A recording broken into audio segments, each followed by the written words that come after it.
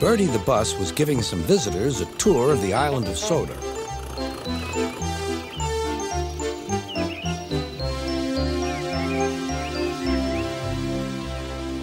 It was their last afternoon, and Edward was preparing to take them to meet Bill and Ben. He found it hard to start the heavy train. Did you see him straining? Asked Henry. Positively painful, Remarked James. Just pathetic. Grunted Gordon. He should give up and be preserved before it's too late. Shut up, burst out Duck. You're all jealous. Edward's better than any of you.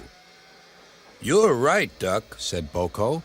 Edward's old, but he'll surprise us all. I've done it. We're off.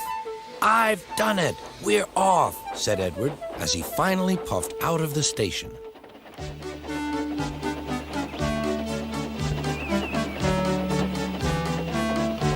Bill and Ben were delighted to see the visitors. They loved being photographed. Later, they took the party to the China Clay Works in a brake van special.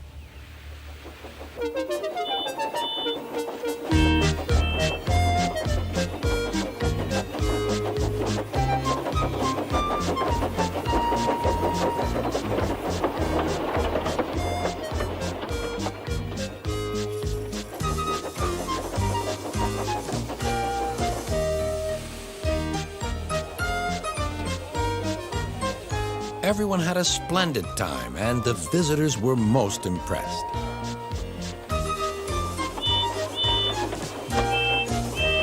Then Edward took the visitors home.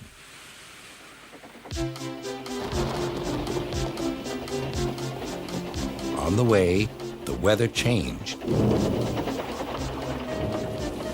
Wind and rain buffeted Edward. His sanding gear failed, and his fireman rode in front, dropping sand on the rails by hand. Suddenly, Edward's wheels slipped fiercely, and with a shrieking crack, something broke. The crew inspected the damage. Repairs took some time.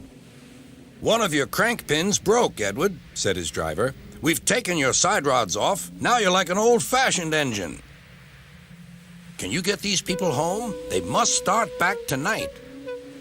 I'll try, sir, promised Edward. Edward puffed and pulled his hardest, but his wheels kept slipping and he could not start the heavy train. The passengers were anxious. The driver, fireman, and conductor went along the train, making adjustments between the coaches. We've loosened the couplings, Edward. Now you can pick up your coaches one by one, just as you do with freight cars. That'll be much easier, said Edward. Come on, he puffed and moved cautiously forward. The first coach moving helped to start the second, and the second helped the third.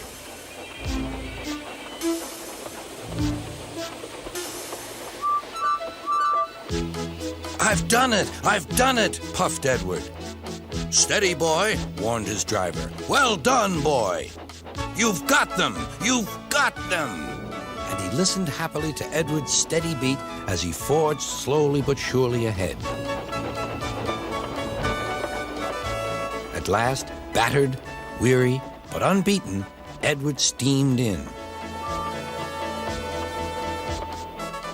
Henry was waiting for the visitors with the special train. Beep, beep! Sir Topham Hatt angrily pointed to the clock, but excited passengers cheered and thanked Edward, his driver, and fireman.